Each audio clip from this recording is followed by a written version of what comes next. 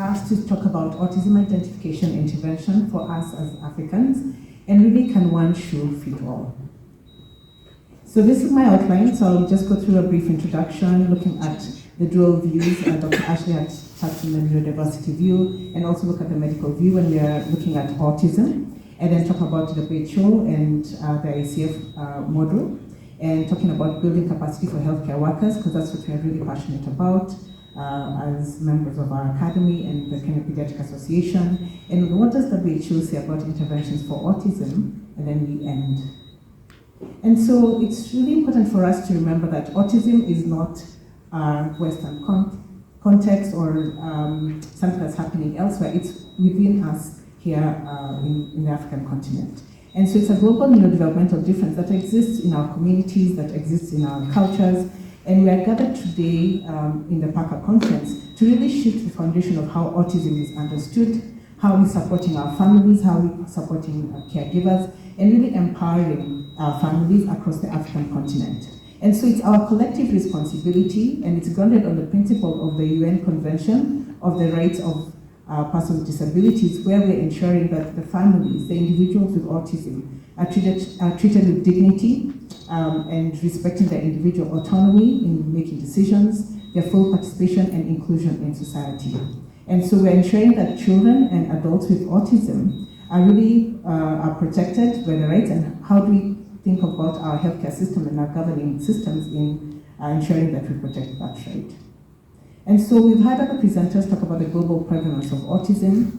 They've done a systematic review that showed there's approximately 100 children are diagnosed with autism globally. Our numbers appear high on the West, where it's 1 in 36 children. But remember, for them, they have like robust data collection sites and early identification. And so the numbers could be probably similar for us in the African continent, but we're really collecting that information so we're able to share with our population.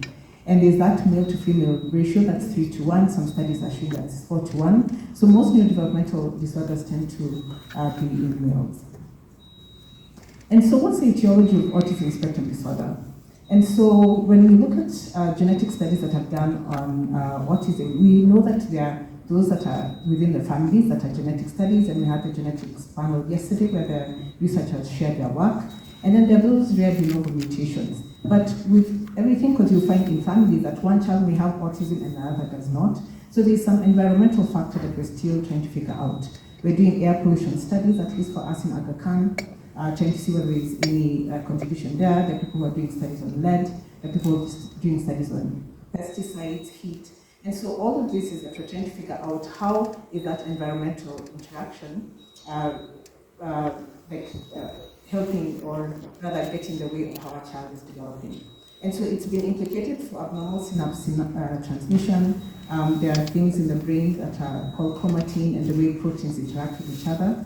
And what they're finding is that there's some, like over 100 mutations that have been identified, but how are these 100 mutations coming together to form these signaling networks that are getting in the way a child is communicating, how they're interacting, and trying to figure out, does that contribution affect how a child's severity is in terms of where they are on the spectrum. So one of the fact sheets that I really want to share, the World Health Organization they've done a lot of research, and they have found that measles, mumps, rubella vaccine do not cause autism. Children who are from other countries where they've never had a single vaccination just because they're in places where it's war-torn and they still have autism. And so remember that vaccinations are there to protect children. Remember that measles kills, remember that rotavirus, diarrheal diseases kill, pneumonia kills. So we really need to help our parents understand why it's important to vaccinate their children. And evidence has shown that other child vaccinations do not increase the risk of autism. So it's important for us to demystify what our parents are being told in social media, by influencers, that with regards to not vaccinating their children. And so there's a guiding framework by WHO. It's the International Classification of Functioning, Disability and Health. And what we did in 2001 is that now they've changed the way we look at health models. It's really that biopsychosocial approach, meaning that we're looking at a person's level of functioning and how is it interacting with the environment, where a child is growing up, the neighborhood. Are you in a war-torn country? Are you going in high-risk situation? And how is that influencing how a child is developing? Those personal factors. What does that child want to do? What are the consequences of that healthcare condition? And autism falls under this, so that we're not just looking at it as a medical condition, but what is influencing how a child is developing. And one thing that I really like about this ICF model is that it's now stressing on health, having good health, and functioning rather than the disability. And so Dr. Ashley touched on this yesterday. So there are different perspectives of how people view autism in the world. There's a neurodiverse view, where I'll go into details of what that is, and the medical view for us as medical doctors. And the child and adult are caught in between with that. And so for us, you can see these are showing silos that people are not communicating with each other. So what do we do to respect those dual views?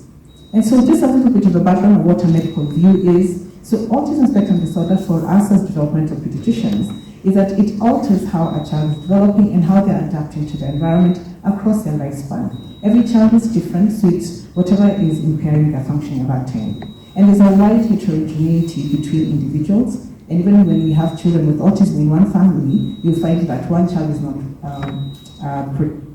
manifesting their autism in the same way. And so for us is it causing disability? And our medical model is that our job is to treat and to intervene. So let's talk about the neurodiverse model. So the neurodiverse model is looking at autism as a form of human variation. It's a part of someone's genetic makeup and their identity. And treatment really should target the co-occurring symptoms that are bringing difficulty in this person. If anything is causing suffering and disability, our job is to help alleviate that.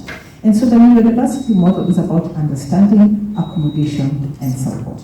And it's really important to see that both models actually work, and how do we bring those models together.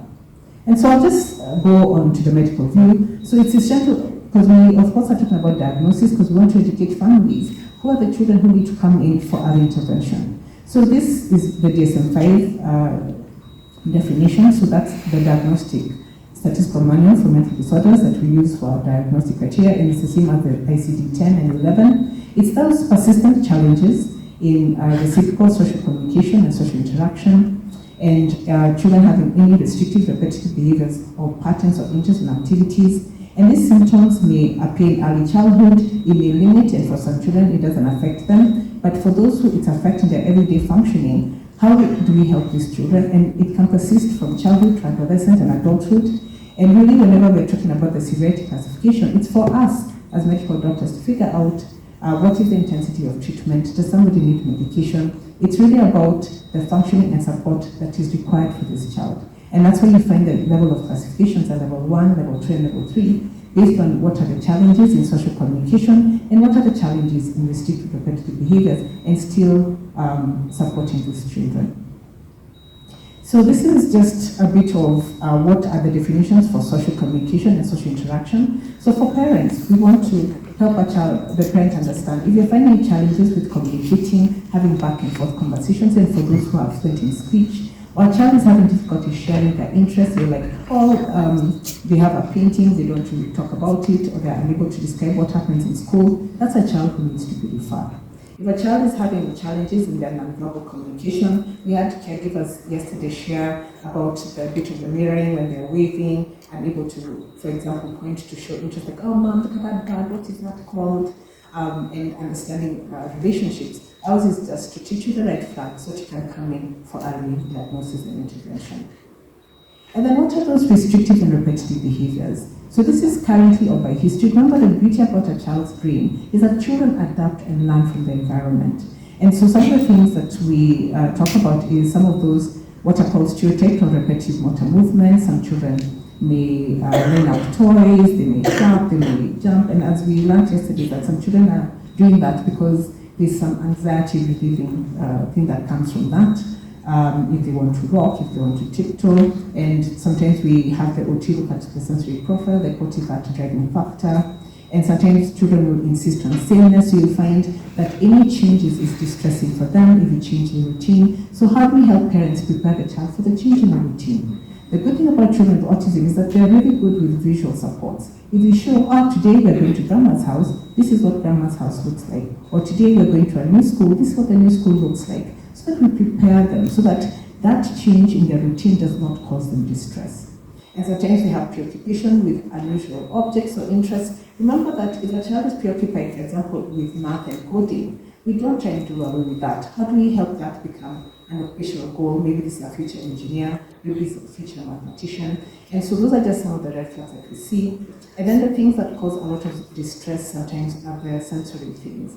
If a child is in a classroom where children are shouting, they're covering their ears. Or sometimes there are sounds that you can't, like now there's a beeping sound behind me that I'm being able to ignore. That beeping sound can cause a lot of distress for our patients. So I want to always educate parents that if you're seeing some of those red flags, it's time to come and see us. And then there are those who like smelling people, there are those who cover their noses because smells are aversive to them, there are those where you have to cut off the tags for the clothes because the tag is causing issues. There's some children who you can't put any woolly clothes on them. So all those things are red flags for a parent to come in. So it's the role of the healthcare worker, because as you heard, I'm a developmental pediatrician and I'm an assistant professor at the university. I really want my postgraduate residents and our medical students to know what to do. Remember that for healthcare workers, they're the first point of contact. When you're pregnant with your baby, it's a healthcare worker that you're seeing. When you have your baby, it's a healthcare worker that you're seeing. So one of the things that we really want to do is to empower this healthcare worker to be able to identify. A lot of our work in the past, especially in the last 2 decades, involved saving lives. But now, thank God for technology, thank God for health, that we're now having our children thrive. And now we can be able to now think about the non-communicable diseases or conditions. So now we're teaching healthcare workers the importance of now doing developmental trajectories. Because before people wouldn't, there's the healthcare booklet that is given to every mother in this country. People would never turn to the pages for developmental milestones because they're very busy focusing on vaccinating. I have to save lives. But now we're helping healthcare workers realize that our children are surviving. So how do we help them thrive? And so it's about maximizing their developmental potential, learning how to early identify these children in order to do early intervention. So a lot of the work that we've done as a Kenyan Pediatric Association, because I'm an ECD program director there, is strengthening the healthcare systems by helping the healthcare worker identify the child who has autism, identify the child who has ADHD, identify the child who has Down syndrome. We are really building the capacity of healthcare workers to optimize every child's development. Remember that there is healthy developmental potential for a child with autism. We want that, the same way we want for typical developing children. And so this is just describing a bit of the work that we did. Sorry about that. So we, as the Kenyan Pediatric Association and the American Academy of Pediatrics, we came together to offer an ECD course for pediatrician and healthcare workers. So you can see that the ECD course has 5 modules. We offer this course in 5 weeks, where we're looking at the neurobiology of early child development. What are developmental milestones? What happens at 2 years? What are you asking at 6 years? What are you asking at 12 years? And developmental surveillance. What are those red flags for autism? What are those red flags for ADHD? So that you know what to do. We walk them through atypical development. How do you practice kindness in the healthcare place where a child is climbing on your walls, pulling on your stethoscope? To be kind to the caregiver. How do we help our healthcare workers understand that? And of course, the ecology of childhood is about families. How do we empower families? How do we help parents even of children who have autism to provide nurturing care, to provide a good nutrition and diet, and to go for therapy? And so we trained 200 workers in 10 cadres of healthcare. So happy to know we trained pharmacists, lab techs, nutritionists on this, so that we're all speaking in one voice as we're training for children with autism. And so these are the countries. So we've done the trainings twice, one for pediatricians and one for healthcare workers in 2023, where we trained people from 10 different countries: Kenya, Uganda, Tanzania, Congo, Namibia, Zimbabwe. We had people from Switzerland. And this was done by we have about 20 ECD champions. Dr. Rosemary is here, Dr. Florence Oringa. This is the work that we've done as the pediatricians. And so the next step for us is that we really want to look at simulation scenarios. How do we help this healthcare worker to be kind, to speak to caregivers in a nice way? We've had the stories yesterday that sometimes people give poor attitudes because they don't realize what the parents are going through. And so we really wanted to create a simulation scenario where you're being taught. How do we create those interactive scenarios after you've had your lecture series? Our goal is to create real life interactions in terms of practical skills. How do I talk to a mom? How am I kind? How do I support the caregiver nurturing care skills for both typical developing children and atypically developing children? This really creates an opportunity for that healthcare worker to know how they're talking to parents, how to be kind, and to actively learn to do that.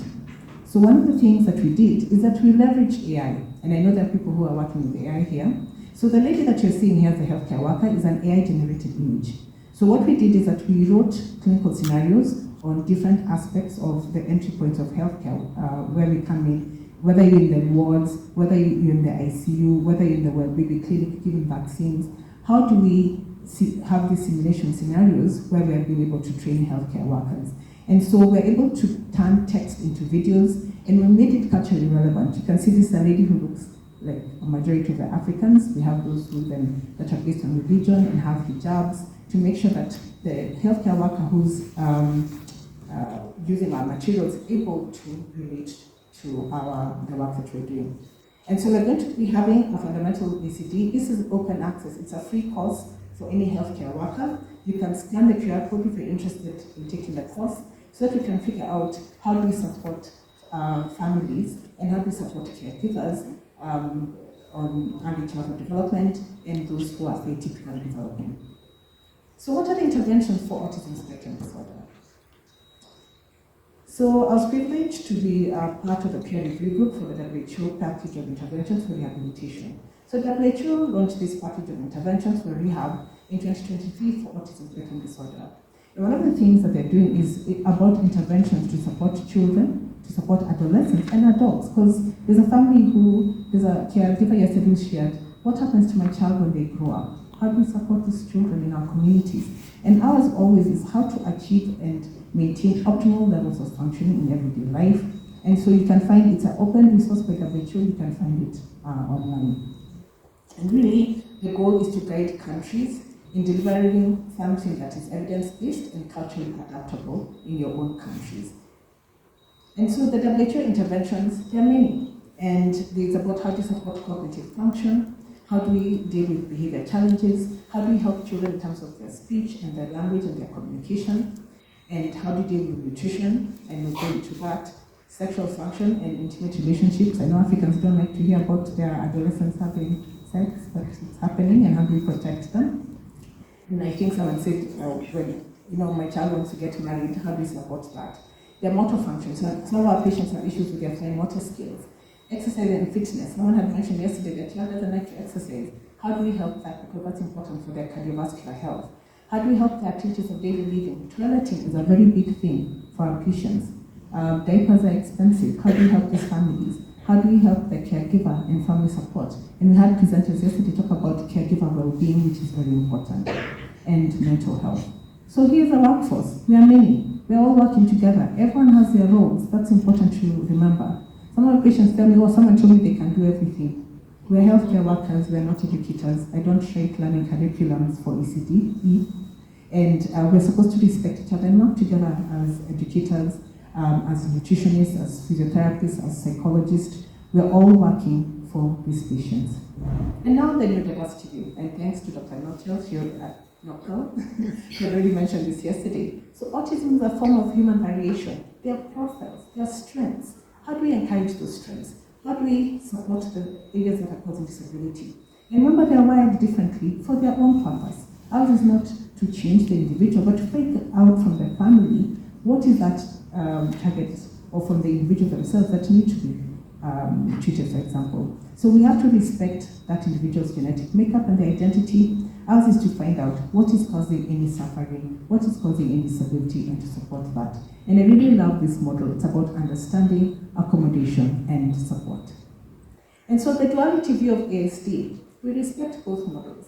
And I like the fact that we're now finding a way of integrating these two, what look like opposing models, into one. Because we're finding a common ground for the medical professionals, for the psychological professional, for medical social worker, our environmental intervention, what is government doing, what are educators doing to support these children. Our aim, always, alleviating distress in the families, adaptive functioning, and improving the quality of life for the individual with autism and their caregivers and their siblings. And so there's that element of shared decision making. How do we have a collaborative effort? The goals cannot be set by us alone. The individual who's able to communicate their goals. Oh, I want to learn how to paint. Then our goal should be about your fine motor skills, because that child wants to paint. My goal is to use a communication device. We change our goals based on what the individuals are able to tell us, what the families are able to tell us, and the providers. And so there's a lot of work that's been done at the University of Toronto looking at how do we maximize potential, minimize barriers throughout their lifespan. And so here's the framework. One, how do we maximize individual potential by building skills in these children? How do we minimize barriers that are interfering? If you're chasing a child away from school, you're creating a barrier for their education. If you're refusing to have an environment where we're able to reduce the noise levels that are affecting the children, can we do that? And ours is to create autism-friendly spaces for a child to grow up in.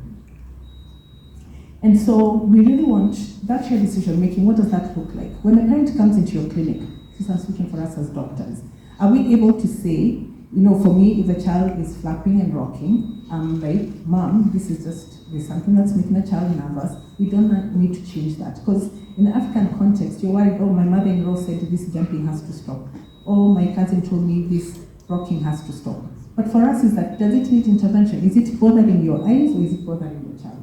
If it's something that's helping the child, then our job is to accommodate this child and what stretch living conditions that are happening with regarding to rock and flap. Is there something in the environment that is triggering this child? And I remember a parent yesterday talked about what are the triggers. Us as the medical professionals to figure out what is a trigger. And then it's really important to remember the age and the developmental level. So you can't be saying a 2-year-old needs to be speaking in full sentences. That's the reason why we're taking our healthcare workers to those milestones, so that we're not putting unnecessary pressure on parents. Because I have parents come and tell me, oh, my 3-year-old is not speaking full sentences, I can't sleep at night because somebody told me they need to be speaking full sentences. We educate to empower healthcare workers to empower the parents and not cause unnecessary stress. And so the interventions for children who are less than 6 years old with regards to maximizing their potential is that child-parent synchrony. Our amazing therapists who are in this room really try and work with that, so the parent is not so stressed out that you're unable to even relate and engage with your child. How do we help with those social communication skills? What is a child's learning pattern? Every child is different. It's really important to identify what is the child good at. My patients have some children who are good in Greek, and they come and show me their lovely work and they don't know what's happening and I have to use my Google Translate. I'm like, it's Portuguese, great. And I love learning about the things that our children are doing. And our job is to figure out what are those creative spaces that they can have this outlet, and where is that child going to go when they grow up? What does that Portuguese mean, that interest in languages? And so I love the fact that there are really many naturalistic early interventions, and I think we have the experts who are going to be in this room sharing that work. There's a WHO caregiver skills training program. There's the Early Start to Denver, and I think the expert is here. There she is. And I'll look for her later. And the ABA therapist, Dr. Ashley, this Wanjiko. What are we doing to make it as natural as possible? And Dr. Ashley went through that yesterday. And so for children who are greater than 6 years of age, we're thinking about that child's individual potential. What is it that child wants to do? What is that social capacity? What is that social preference?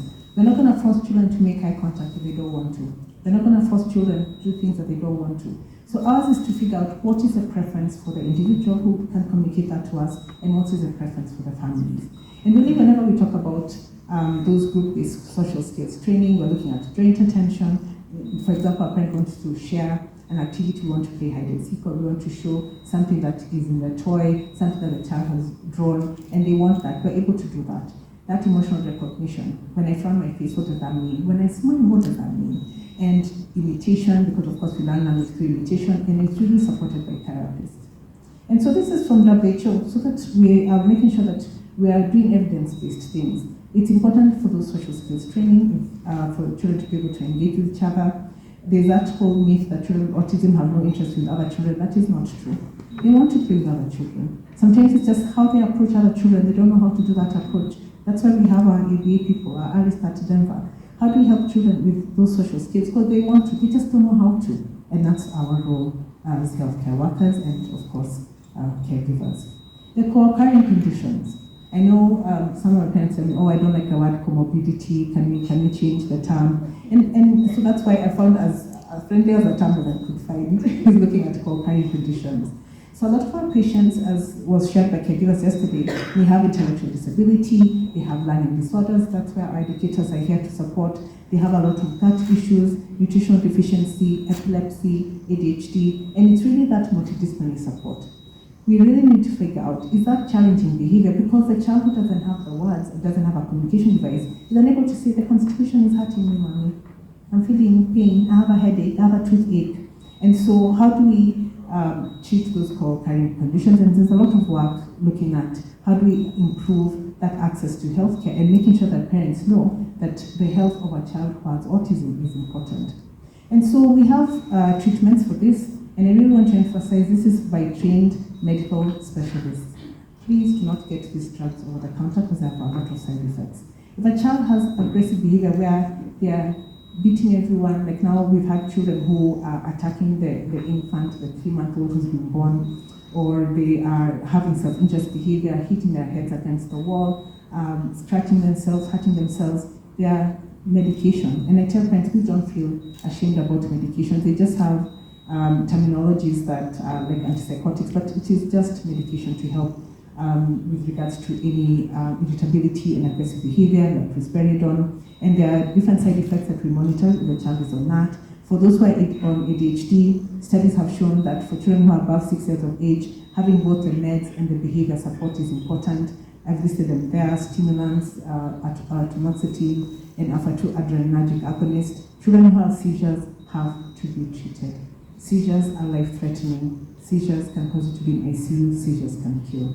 So I kindly request, if you are not a medical professional, you cannot wean off anti-seizure medications, because we've had parents who's come in, the therapist told me to stop it down and buy. Oh, sorry, this is bad medication. We cannot remember that a child who has autism has a right to health. They have a right to health. You cannot stop medications that are life-saving. For children who have anxiety disorders, who have depression, we have our psychiatrist colleagues, and even for ourselves as developmental pediatricians who can do that. Please, the prescription cannot be weaned off by a non-medical professional.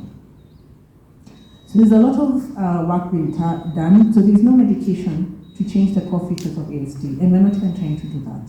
There are people who are being lured by medical tourism. It's the white elephant in the room. We all know about the stem cell therapy that has not been approved. That people are going for. You're being recruited in hotels, you're being recruited and being told, oh, this thing will change your life, your child will no longer have autism. And a lot of my parents who've gone without my consent as a medical professional have come back and said, there's nothing that has changed in my child. I sold my house, and now we're coming back to live with my parents. So please, do not send your patients to a place where they're being misused and people are taking advantage of them. So there are people who are looking at oxytocin and vasopressin to try and see whether there are core targets for that. There are those who are looking at buspirone and trying to figure out, these are all trials. So a randomized control trial means that it's experimental. That's the word that I want you to remember, that a lot of these things are experimental. So back to us accommodating. Communication. So in African context, the communication devices are scary for parents. And really remember that communication opportunities need to be explored with children. A mother wants to know what her child is feeling and what her child is thinking. Do not, as a therapist or healthcare worker, discourage that and say, itakuja, it will come, let us wait, it will come. Ours is that we want a child to be able to communicate. The reason why many of us are wearing glasses here, your glasses are assistive technology. If I told you, oh, please remove the glasses and drive me to Thika, I would be scared in your car, but that's an assistive device. We're forgetting that even our typing, these assistive devices, we came from writing to typing, we came from struggling to see to wearing our glasses, and so we really are looking at what is the role of high-tech devices for our patients, what are the role of low-tech devices, and looking at those alternative and augmentative communication systems. And so this is also from WHO. There's a child there who's, I think you can see, it says, I feel excited. We want to know what are they excited about. They feel excited about playing outside, hopscotch. Mommy, I want us to go outside. I want us to go play. I have my patients who take pictures of mahamri and mandazis, and he's like, I want mahamri. And I'm like, oh, I have no mahamri in the clinic, but mommy will give you one. And so that's what I mean, is that it's allowing us to communicate with our children. So please do not be afraid of the devices the way you're not afraid of glasses. And so one of the things that and I've already touched on this, about us being able to accommodate the restrictive repetitive behaviors, the rocking, the flapping. Let us be kind when we see it in our churches, in our hospitals, in the supermarkets. And one of the things that is really important to talk about is the restriction in their diet. Most of my patients like dry, crunchy foods. They refuse to eat vegetables. So we have to figure out the nutritional profile to help with this. And so there's a lot of work being done to look at those sensory profiles and what to do when a child has a restricted diet that's affecting and causing nutrition deficiencies. Again, another way to look into the room. So this is from WHO and the recommendations that we assess nutritional status because of those restricted diets. And we have food behavior feeding programs that are run by ADA. We have the OTs who work with the sensory issues that's getting in the way of a child's selectivity. There's some children who say the food tastes like sand to me. So if that food is tasting like sand, okay, I see why you're refusing to eat your vegetables. If it tastes like sand, for those who are able to communicate. So how do we help with that oral hyperreactivity to that sound? And how do we support the nutritional profile? Because remember, a child with autism is the same as a typical developing child. You need your carbohydrates, you need your proteins, you need your vegetables, you need your fruits. There are no special diets. Please. Our parents are suffering saying, oh, I can't afford the almond milk. I can't afford the soy milk. I can't afford the almond powder that's 600 shillings for, I don't know, 50 grams. You are causing a lot of distress by telling somebody to go and get a special diet if they don't even have money for therapy. Making people cry in my clinic, it really bothers me when somebody has told my patient who can't even afford to come for therapy to go and get almond milk. Do you know how much almond milk costs? This is the African setting. There are no special diets that have been recommended by WHO. If you suspect that the child has some gut issue, we have our specialists. We have pediatric allergists, we have pediatric gastroenterologists. Remember, if you have constipation, it's not because of XYZ. Let our gastro figure out the health issue. And that's a part that I want to remember, that a child with autism has a right to health. So please don't interfere with that. Please do not make my patients cry. I'm very passionate about that because it happens to me every week and that bothers me. And then I keep saying I look for people personally and what's happening. I'm not kidding. So we talk about adaptive functioning, sexual and romantic relationships, educational difficulties, and employment. So it's really important to build self-esteem for our children to be okay with their bodies and really communicating about privacy and sexuality. A lot of our patients masturbate, and we've had this discussion with my patients before. They're like, oh, that is from the devil, we need to anoint this boy, I don't understand what he's doing with himself.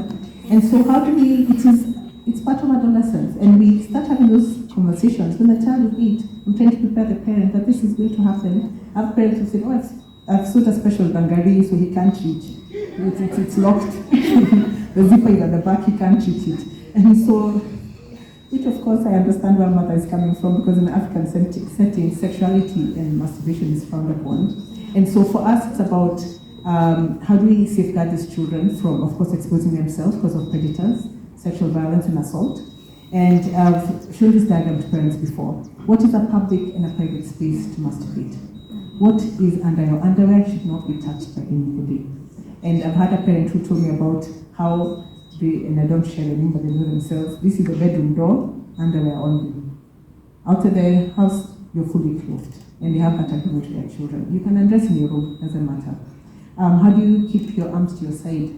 So there are parents who tell me that the child has agencies to touch a girl's breast, to touch a girl's bottom. How do you teach a child to keep their hands in their pocket when the urge comes in? This is where therapists come in. And really helping the child realize what is private, what is public, and what is acceptable. And yes, a lot of our patients want to get married. How do we support that without having somebody who's a predator trying to take advantage of the children? And policymakers. So this is about optimizing person environment fit. I love the fact that Senator Christopher Sige, I think we all know her, really sponsored the Person with Disabilities Act that was passed in 2025. Let me just clap for So this is really monumental. Having tax reliefs for employees with disabilities.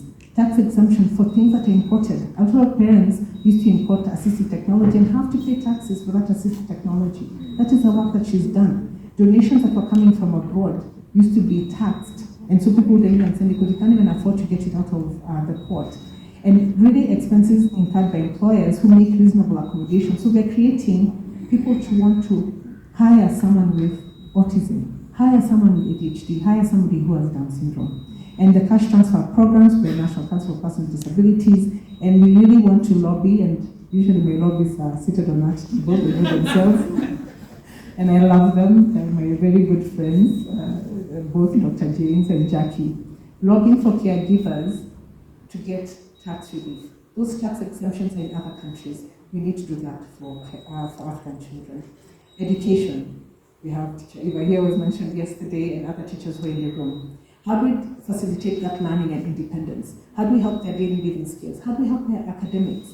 And really allowing assistive technology. That's a big fight with my patients. The assistive technology being refused in the classroom setting. How do we fight for that to ensure that they're being able to learn in their own way? How do you come up with individualized education plans? And how do we get the shadow teachers? And I think Naomi shared her story about being a shadow teacher and supporting that. The employer, I love the fact in this Kenya of ours, we have Strathmore University that have an autism program. And those children, those young adults are working in Safaricom, working KPLC, working Absa Bank, that have been recruited from that program. So how do we provide autism-friendly context? How do we build their skills? Transition into adulthood is really difficult for our patients. Moving from a pediatrician who's been called a boyfriend to now to an adult physician who's right there, like, okay, let's get this done, and taking away the boxes.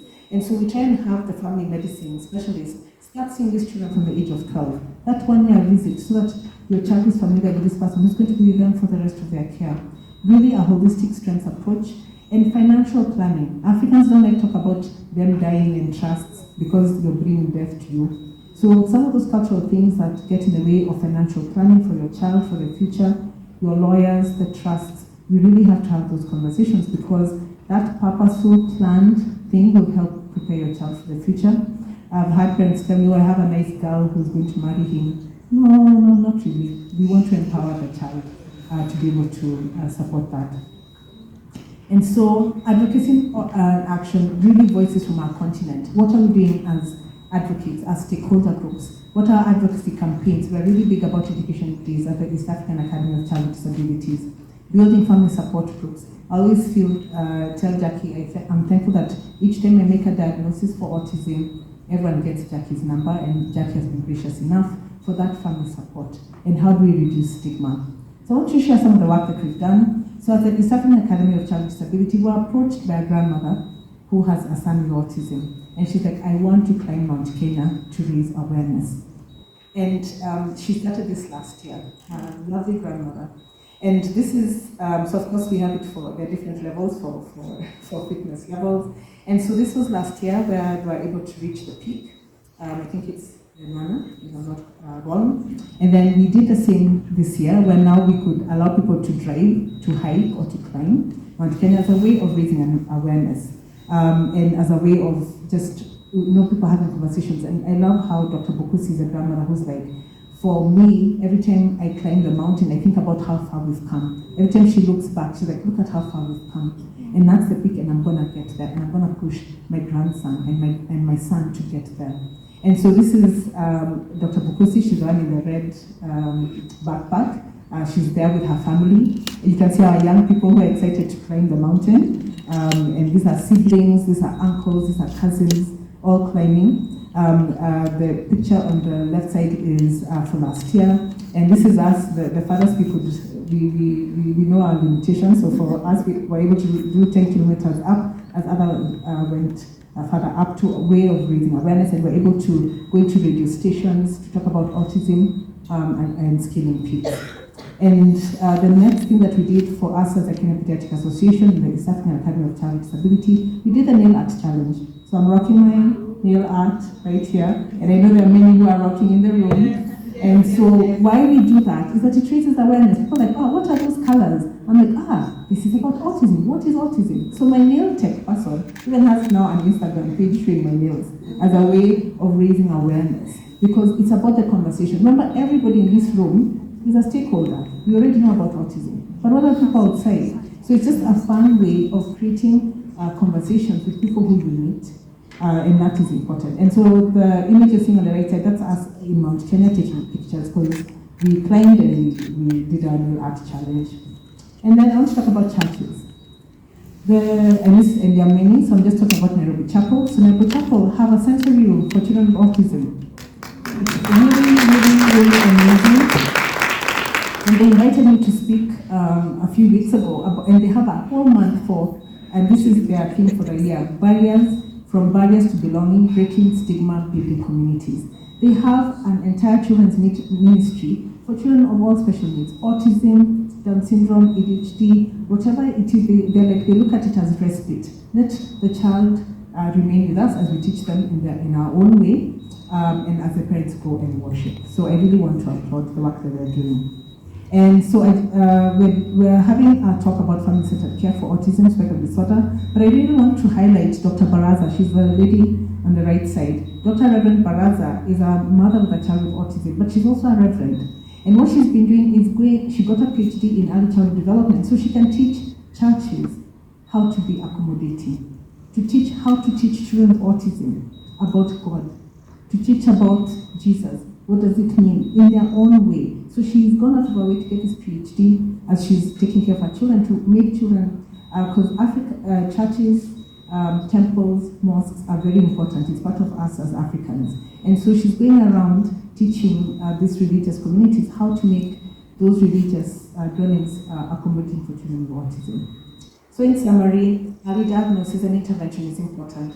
Family-centered care, we're really big on that. We cannot do this without the grandmother, the mother, the uncle, the grandfather. We are Africans, we are a community. And how do we support communities and our policies? How do we keep advocating for government to bring tax relief? And it really takes a village to support individuals with autism throughout their lifespan. These are all of you in this room, all working towards helping children who have autism. Thank you very much.